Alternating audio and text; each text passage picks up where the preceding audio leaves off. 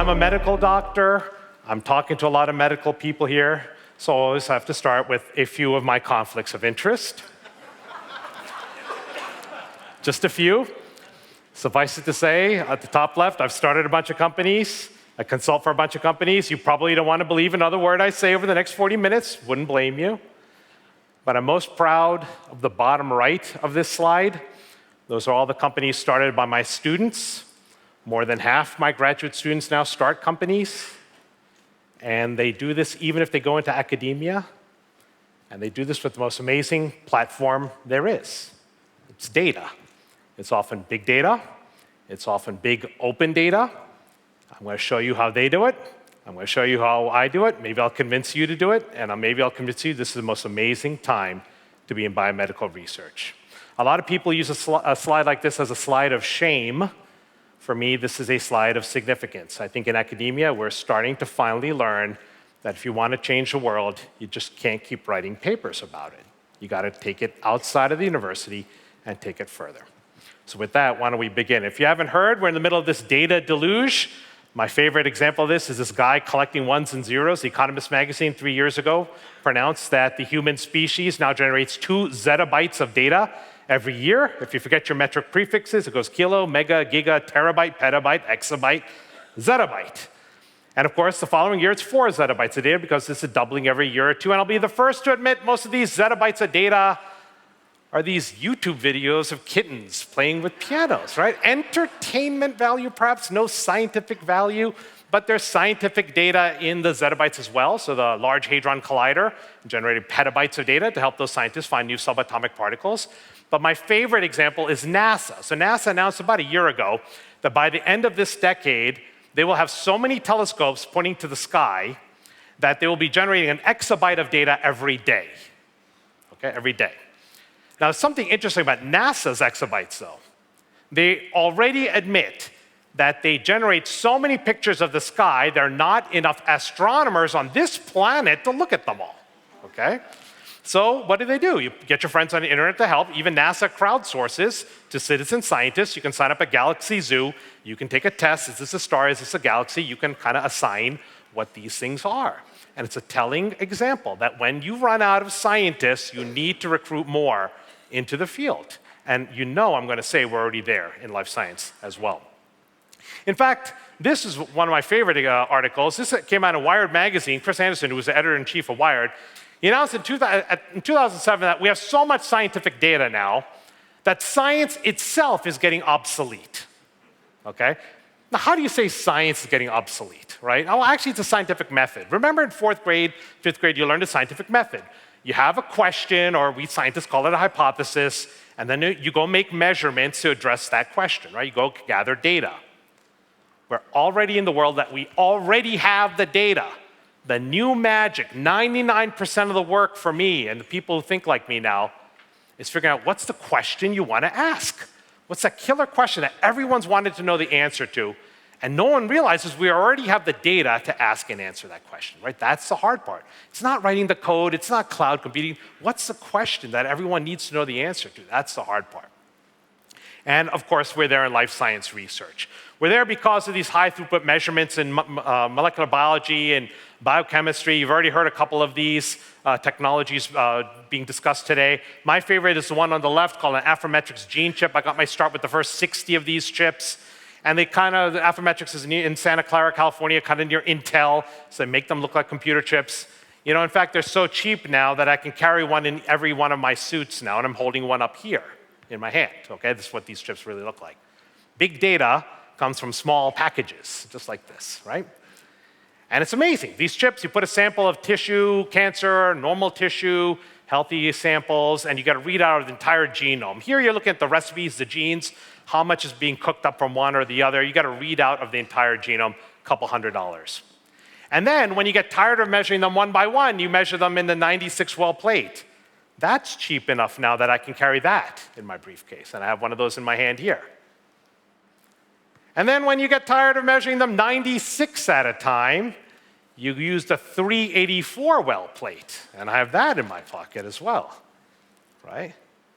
I cannot more clearly illustrate exponential growth in biomedicine except to show you these plates. This is what we do. Why even bother doing one by one anymore? You're measuring them 100, now you're measuring them almost 400. This is exponential growth in biomedical data. And it's not just these chips, it's RNA sequencing, it's DNA sequencing, it's mass spectrometry, it's proteomics, it doesn't matter which one it is. There's so much of this data being measured today. Now, something magical happened with these chips. Everyone started using these chips. I got my start with the first 60, and everyone started using them. The price plummeted. Every major academic medical center has these. And what happened in the early 2000, 2001 is everyone started to write papers with these kinds of chips. Here's a list of genes that changed in that cancer. Here's a list of genes that changed in this disease. And you know what happened? The top-tier journals, the medical journals, they said, hold on a second. We're getting too many of these papers with these chips. No more papers with these chips, okay? Unless you put this data into an international repository so other people can double-check the math. It's kind of important to double-check the math now. We're getting closer to the clinic. And maybe others can use these samples for something else. And fast forward to August of 2012. This article in Nature came out, featured my lab, many others. August of 2012, we hit 1 million of these chips publicly available. Okay, you can see the growth chart from 0 to 1 million. Now, if you look really closely at that curve, kind of looks like it's slowing down. It looks kind of sad, right, on the right there? And then you realize they only counted half that year. This is August of 2012. Still doubling every 2 to 3 years. If you were to go to the databases right now, it's about 1.9 million of these chips publicly available. In this 40 minutes, we're going to add another 100 or 110 samples just by doing nothing, right? Now, what does that mean, right? You can get lost in millions and billions and terabytes and petabytes. What does that actually mean? Any scientist studying any disease can go to this website and get samples that have already been run. Maybe it's a rare disease or common disease. Forget the scientists. Any high school kid that needs to do a science fair project now, she can go to these websites. Let's say she's doing a science fair project on breast cancer. She types in breast cancer and search and finds and downloads, you see the circle on the left, nearly 60,000 samples of breast cancer publicly available. She can download about as easily as she can find a song on iTunes today. What is this, right? Samples of some researcher had to submit their data to the repository, and there they are. Now, what's so magical about 60,000 samples of breast cancer, if you haven't figured it out? That's more samples of breast cancer than any breast cancer researcher will ever have in their lab. Because every one of them has to contribute data to the database, right? So whoever figures out the database in the middle has now more data than any one contributor. Maybe it's not breast cancer, it's prostate cancer, diabetes, whatever disease you want. Some researchers probably use these types of measurements or others to study that condition. And all that data is just sitting there, waiting for you. Because nobody else is there. There's not enough people to actually go download this data and do something else with this data. Now, actually, the number I like even better is right above that 59,000, 2445. 2,400 different research groups have already run samples. They already contributed data into this repository. Let me tell you how ridiculous of a number that is, 2,400 groups. Let's say I'm a brand new researcher in breast cancer. I'm a newbie. I know nothing. And I propose to you, let's say I'm writing an NIH grant, you're my review committee. I propose to you that I will get the 2,400 best research labs in the world studying breast cancer to run their best characterized patients on the most advanced measurement technologies that they have. And I propose to you that they will all give me that data for free, okay? You're already chuckling here. You realize when I explain this in a forward direction, this sounds ridiculous, yet here it is, right? There it is, 2,400 labs are there. So when I think of public big data, the term I like to think of is retroactive crowdsourcing. What does that mean? 2,400 labs are there to help you, and those labs don't even know they're helping you. Actually, 2,400 labs are there to help you, and you don't even know they're helping you. And if for some reason 60,000 samples are still not enough for you to get started, just wait another year or two, it'll be 100,000 samples. Just by sitting here, it just continues to increase. What an amazing time to be in biomedical research today. They give you these samples for free. Now, if you have any doubts a high school kid can do it, here is the high school kid that did it. I've yet to meet her. This is Brittany Wenger. I talk about her in all my talks. She's from Sarasota, Florida. She's now a Duke undergrad. And at 17 years of age, as it says on the left, she won the top Google Science Fair competition, top prize for creating an artificial brain, neural networks, deep learning, to diagnose breast cancer. She took immunohistochemistry data and PCR data off the internet and built a diagnostic from that. I guess she was bored, so the following year she did the whole thing again for leukemia, and she was in the paper for that. And of course, what I mean is if a high school kid can do this, we all can do this, and we all should be doing this. In every one of our organizations that has anything to do with biomedicine, this is one way to do science today. Now, that's what high school kids can do. What are we going to do with this data? I'm just going to give you a couple stories.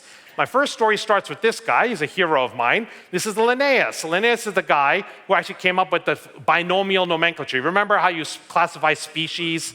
Remember kingdom, phylum, class, order, family, genus, species? Remember you all had a test on this at one point. You all had mnemonics for this. Some were clean, some were dirty. Don't repeat them here. Everyone had that on a test. But Linnaeus is also known, or actually forgotten, about something else too. He was actually the first guy to put diseases into a taxonomical tree as well. The word for this is nosology. It has nothing to do with your nose. Nosology is a systematic classification of diseases, and he's not remembered for this because he got it completely wrong. He said, put all the fevers over here, and the fevers with skin problems over there, and the mental disorders, I'll just put them all in one category down there. He's not remembered because he got a start to this, but he got it completely wrong. But he launched 100 years of the thing to do if you were learned in philosophy was to classify diseases. And that led to what we now use called the International Classification of Disease, or ICD-9, right? We know ICD-9. We just moved to ICD-10, the 10th edition. Actually, it's the 9th and 10th edition of something that started in the 1860s, okay? Just after the American Civil War, the Royal College of Physicians created that system. Now, we can pick on ICD-9 and ICD-10. Let's just show you what ICD-2 looked like, okay? This is the second edition 100 years ago, and you can learn a lot from looking at these old books. ICD-2, 100 years ago, 1902, this was 1909 is when it actually came out. And it's amazing. If you look at these old books, they're written the same way our current code books are written. Use code 39 for cancer of the cheek, the buccal cavity. Use code 40 for stomach, liver, cancer of the intestines, code 41, cancer of the skin, code 44. And then this book does what we still do in code books, even in ICD-10 today. We're running out of numbers, enough with the cancers. Put all the rest of the cancers in 45, right? Not otherwise specified. Lung cancer and brain cancer 100 years ago were not otherwise specified. It wasn't worth even distinguishing between these two, right?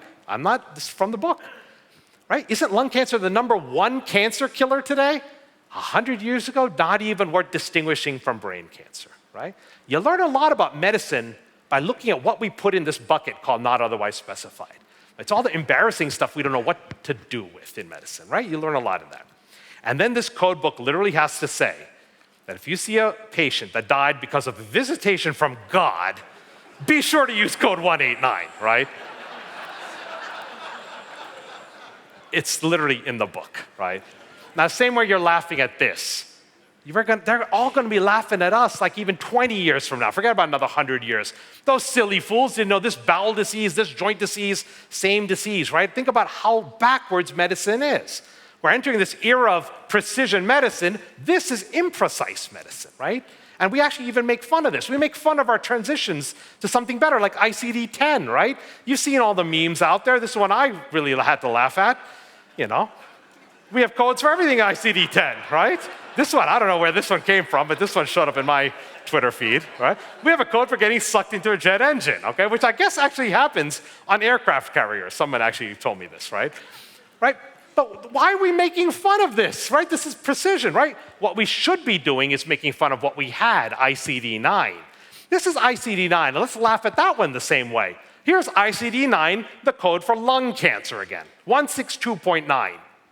Do we have a code for adenocarcinoma, squamous cell carcinoma, small cell cancer, bronchoalveolar carcinoma? No. You know how we distinguish lung cancer in ICD-9? Left lung or right lung, okay? You gotta get that right, but that's imprecise medicine. It's not even like ICD-10 fixes all of this yet, right? Let's not make fun of moving to ICD-10. Let's go beyond ICD-10, right? That's what we got to do to communicate to people what we think this patient actually has. We shouldn't be picking on this. We got to go beyond this. So how do we go beyond this? And one way to go beyond this is to think about diseases not based on what kind of doctor sees those patients, but based on the molecular profile. So why do we want to do that? Because of this problem with the drug companies. And what do I mean by the drug companies? If I ask most of you, let's say I can actually ask most lay Americans, how much does it cost to develop a new drug? Everyone knows that number, right? It's $1 billion. It takes 10 years is what they say. And actually $1 billion is an underestimate, right? If you actually want to know how much it costs to develop a drug today, it's kind of simple. This article in Forbes comes out every year. It's simple math. Pharma R&D divide by the number of drugs, right? Simple math. How much did you spend? Divide by the number of drugs. And then you realize it's between $4 billion and $12 billion per drug. Kind of not sustainable, right? Now, you may love the pharma industry. You may hate the pharma industry. I'm not here to pass judgment on them. But I'm kind of worried. Where are the new drugs that we need going to come from if it's going in this wrong direction? And then you realize it's going to have to come down to all of us to develop these drugs. We cannot count on the big companies figuring this out. And it's going to be a revolution in the smaller guy and the smaller gal figuring out how to get to these kinds of drugs. And how do we do that? We're going to use public big data to do it. On the left here is just an example. I'm not going to show you genes and double helices. I'm just showing you colors based on genes.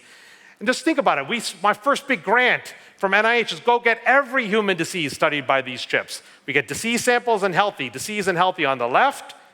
And while we're collecting those, people start to study drugs. And they put drug data on the internet. Here's some cells with the drug, without a drug, with the drug, without a drug. So on the left, we got with the disease, without a disease. And on the right, we got with the drug, without a drug.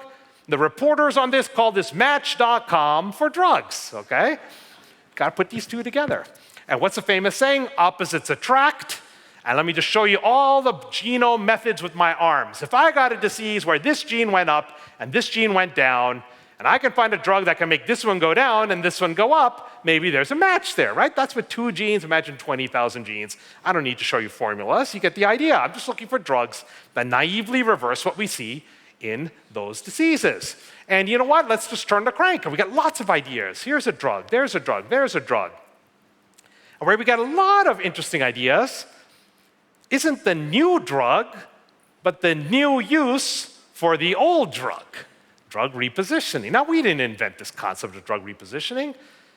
There are some classic examples. One classic example is a cardiac drug that had an interesting side effect of hair growth. That's minoxidil today, we know that. But of course, everyone knows the other cardiac drug that had its own interesting side effect. Of course, that's Viagra, right? Patients don't want to return that one after the trial. Very few people realize Viagra has done a double switch. There's another branded name called Revatio, same molecule again, but that's specifically indicated for babies with pulmonary hypertension, so the blood vessel from the heart to the lung needs to get expanded as well. So people were cracking jokes about babies on Viagra, right? But it helps with that. But you know what? Instead of finding these by accident, how about we find them on purpose using public data? And that's what we do. We turn our crank. We got lots of ideas. Lots of ideas. Now, how are we going to test these? Well, we got to put them into patients. And all my clinical trials friends run away from me because we got too many of these to try. Well, before you put them in patients, you got to test them in animal models. You might not like animal testing, but we got to do it before you actually try this stuff in humans, right? And all my animal friends, they start to scatter. Oh, we have good work with a few of them, but how are we going to get the animal testing actually done? And now when I really, really need a drug tested in an animal model, I go to assaydepot.com. A few of you chuckling, you realize this sounds like Home Depot, and you're right, okay? You just heard from Raymond, right? You get this concept here. Well, these are my aisles: biology, chemistry.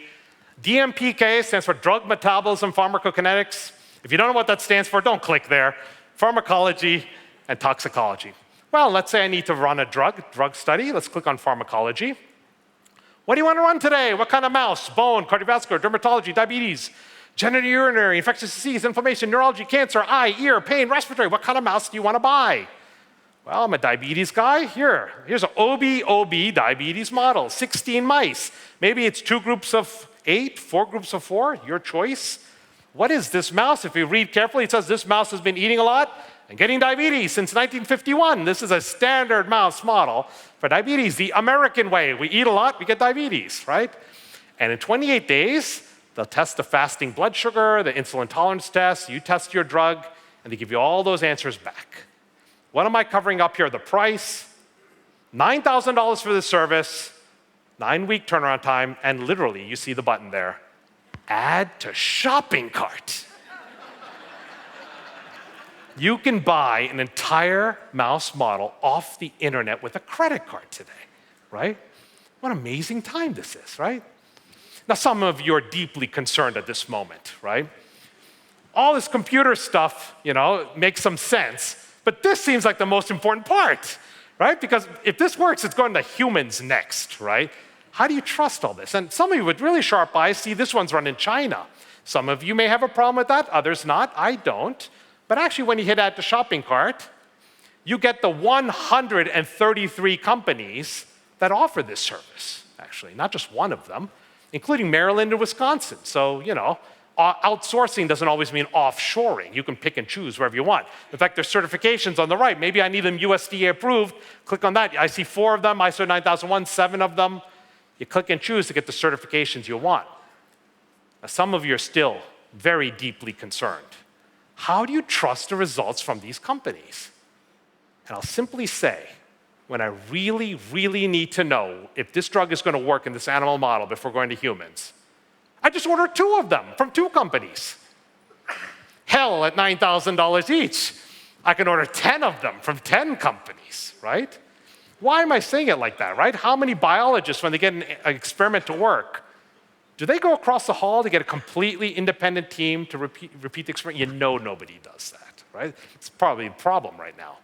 But I can just hire as many independent teams as I want if I have enough money to repeat this experiment. So what I've subtly done there, I've made the quality problem a function of dollars. You want more quality, more dollars. And here's the ridiculous part of the whole story. I don't trust any one of these experiments, but I trust what they show me in common, right? Wisdom of the crowd. I see what's in common. I don't trust any one of these companies, but I trust what they get in common, right? And because of that, now my trust factor is even that much higher. The quality problem goes away because I just have to spend more money and go more independent teams to chase this down. What an amazing time this is to do this. So we typically get one from the West Coast and one from the East Coast. I have nothing against the flyover states, but it's just easier, And we turn our crank, and we came up with our first example. It got us into Wall Street Journal, first the front page of Wall Street Journal. We had this idea of the seizure drug. The data told us the seizure drug called topiramate works on Crohn's disease, inflammatory bowel disease. And, we found one company out of Berkeley because they were having a sale literally. We could get a lot of measurements for, same price as the others. And we outsourced one to a company out in Cambridge, Massachusetts. Frickin' expensive, but the only ones in the world who knew how to do a rat colonoscopy. Okay? Not everyone is chuckling, so let me illustrate the geometry involved. This is a colonoscope.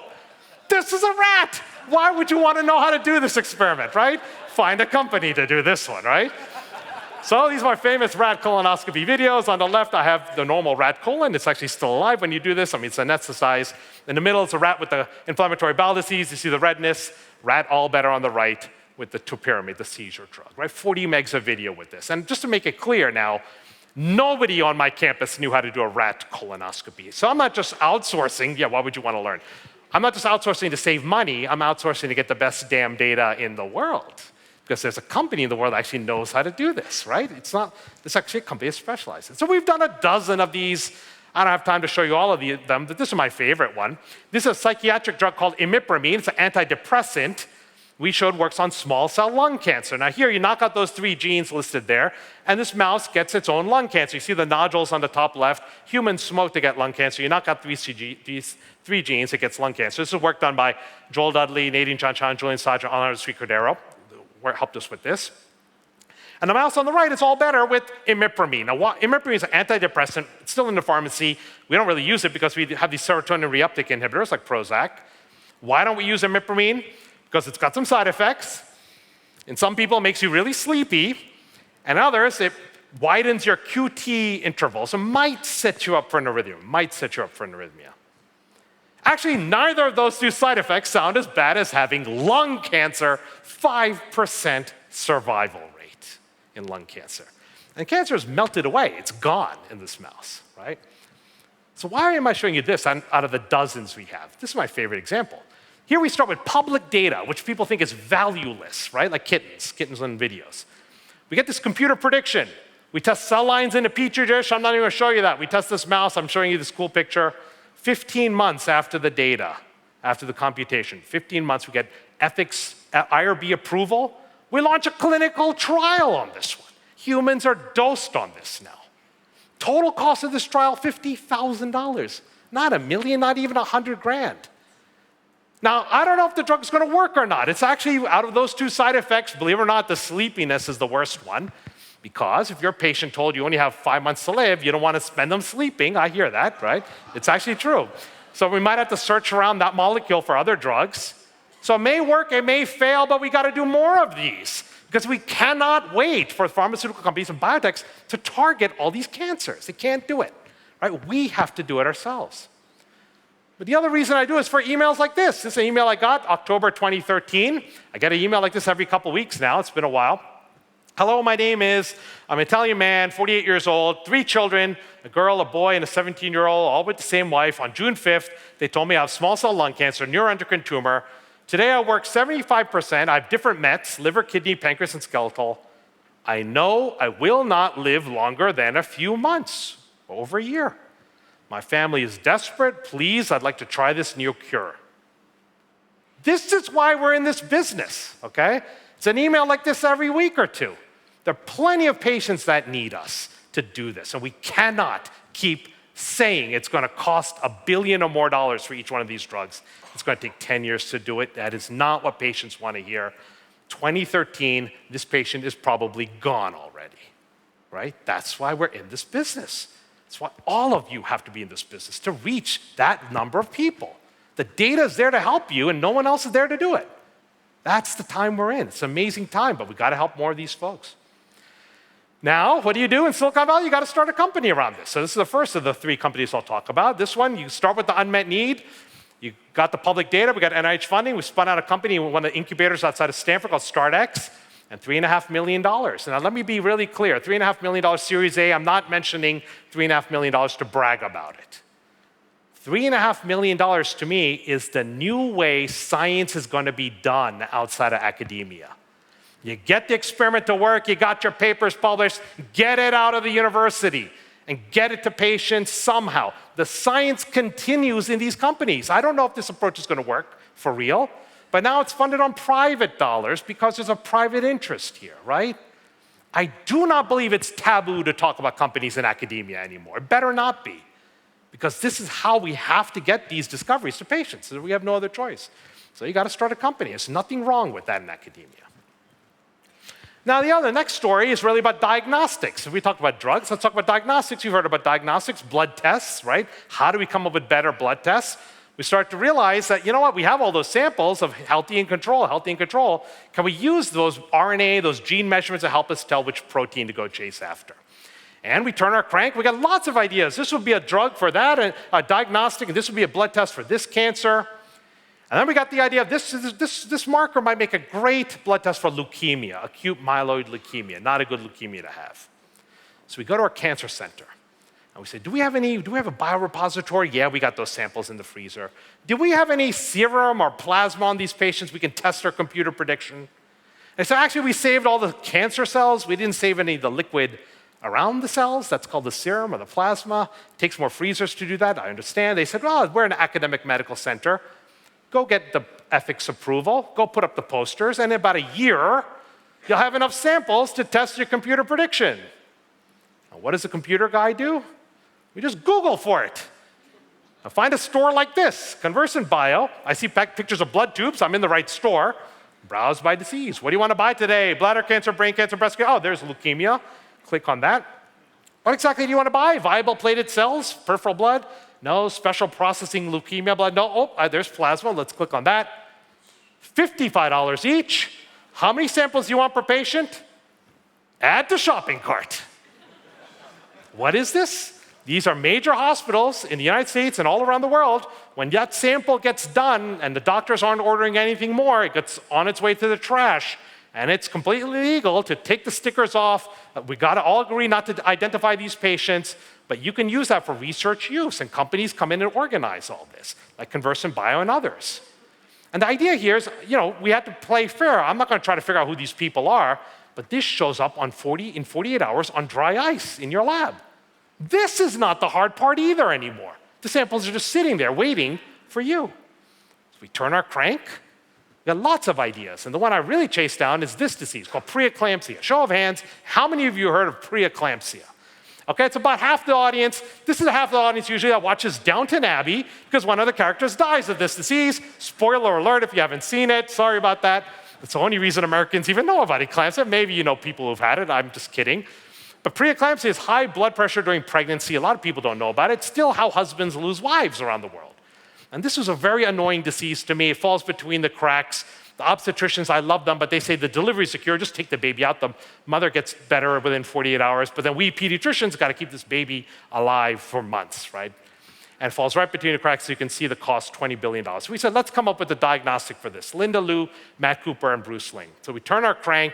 And we have lots of experiments to start with, 266 data sets sitting there waiting for reuse.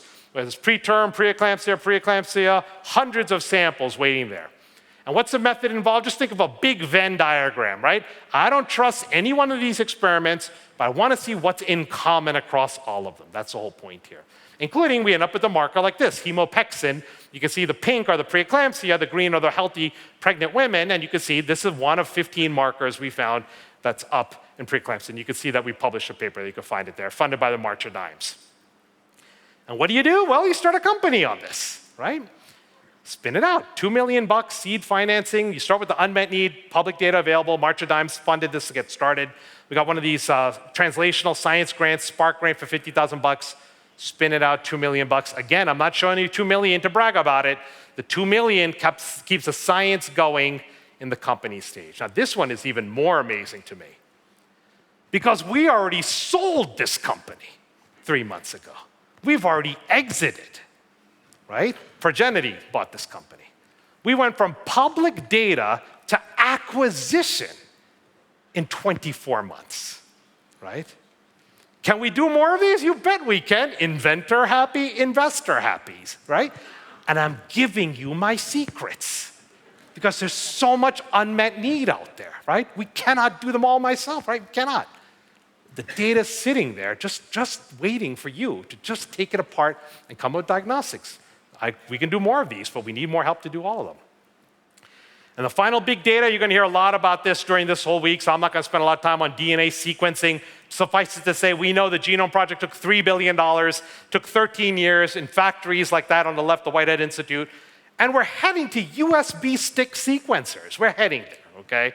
First data off of that thing came out just about 2 weeks ago. It's publicly available. Anyone can go start to chase down the data.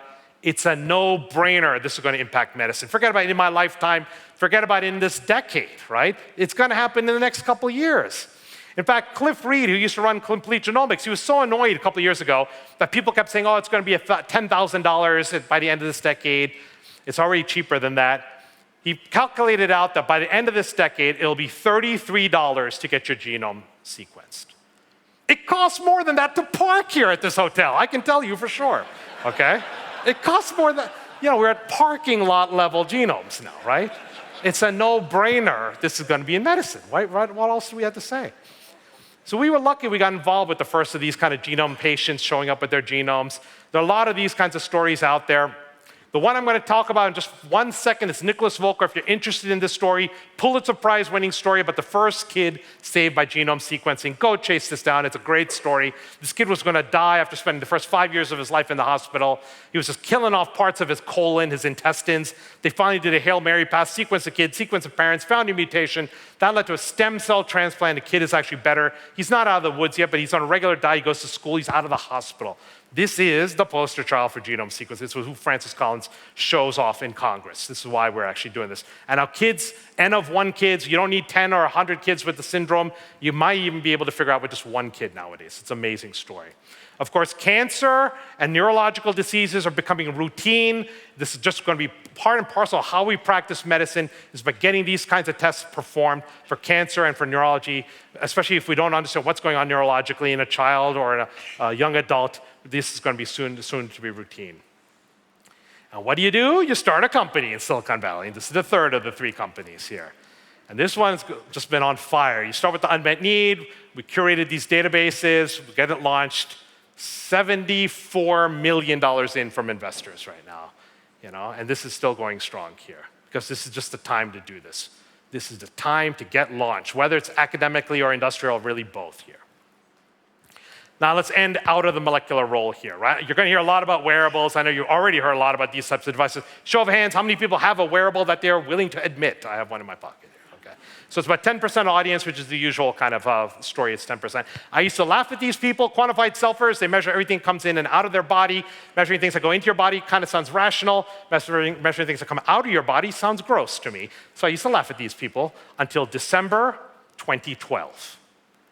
I come back from a trip to Hawaii. I step on a scale. I'm 247 pounds. And I realized when I hit 250, they can measure me in tons. That's 1/4 of a metric ton. What the hell happened to me? Silicon Valley is too easy. I'm driving everywhere, right? Bought everything Fitbit makes, the scale, the wearable, the steps. I count the steps. The scale actually has done a lot. Lost 50 pounds in the last 2 years, 2.5 years now. If you don't believe me, go look up my TED Talks. You can see what I used to look like, right? And it's called the Hawthorne effect. You just measure it, it gets better, the Hawthorne effect. And it's Weight Watchers rules, so you bite it, you write it. So I write down everything I've eaten for 2 years. It's amazing. All my friends on Facebook know I've lost weight because they've got the social component. You can figure that out. Now here's the interesting part. I go to my doctor, okay? I'm ashamed to say it's not a UCSF doctor, it's one of these others because I still live in Menlo Park. I go to their doctor, it's been documented, they spent $1 billion on their electronic health record system. And my doctor's the last person to know I lost all this weight, the most important health intervention ever, right? Because their $1 billion system doesn't talk to my $40 gadget. Can you smell the opportunities here, guys and gals, right? Can you just see what's going to happen? And especially for those of us in medicine, if we don't get with this program, patients are going to cut us out of the loop, okay?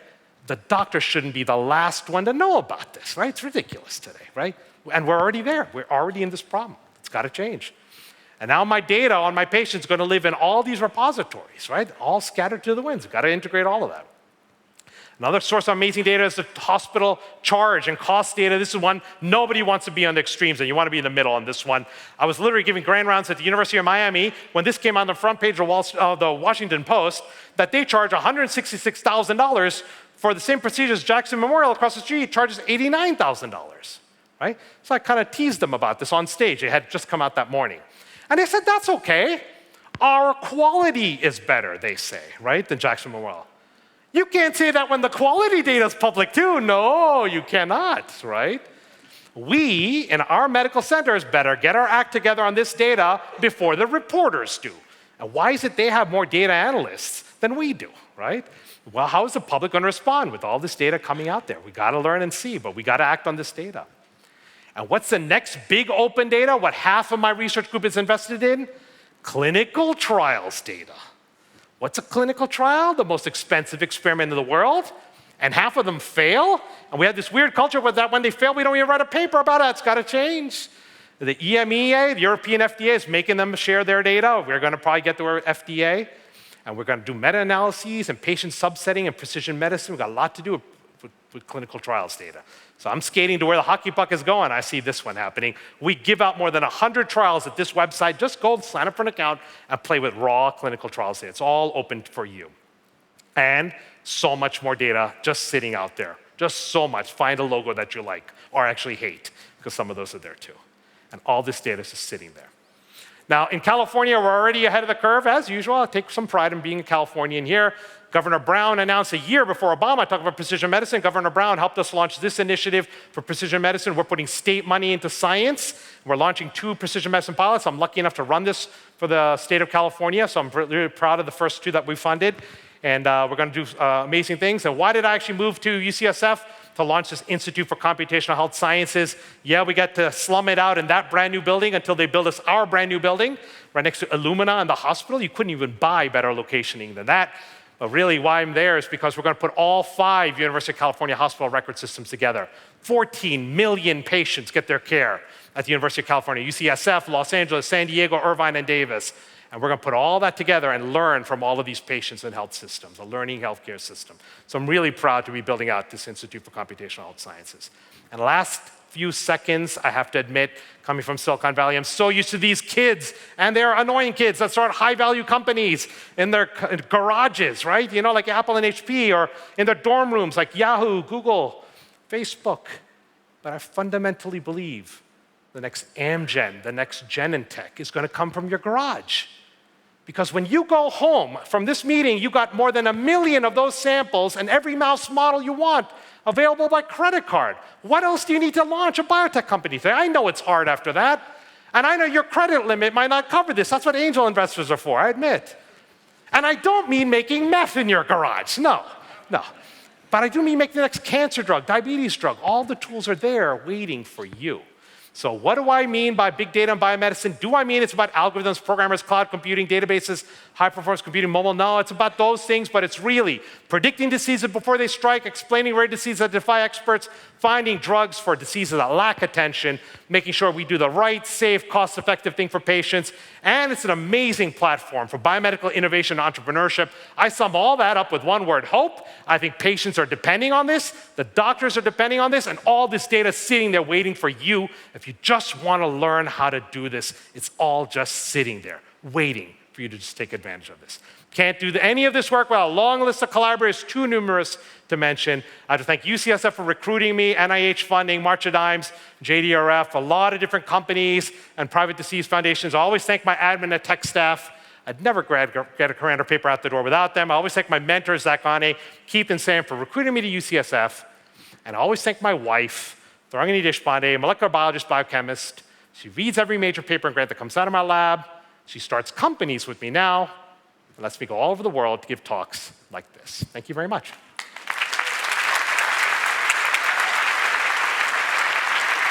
Thanks. I'll just ask you one sort of summary point. What do you think the physicians of today who are training can best integrate this new thinking from quantified self to big data? Yeah, so the physicians of today are actually learning. A lot of the medical students today do have wearables. You know, we try to put it in their hands, right? Medical students getting genome sequences, getting 23andMe, they're learning sometimes with their own measurements, but the future physician has to know about this. But they're trained in this kind of generation. The real hard part is, what about all the other doctors that are out there? Are they going to learn from CME classes or things, or are they just going to give up? I don't know. I don't have a good answer to that. But they can't just give up, though. We got to do our best, right? That's why you come to these meetings, because when you go back to your own doctors, you got to make sure that they want to learn about this too. It's important for them to learn. Great. Education's everything here. That's it. Thanks, Atul. We'll see you at dinner. Thank you. Cheers. All right.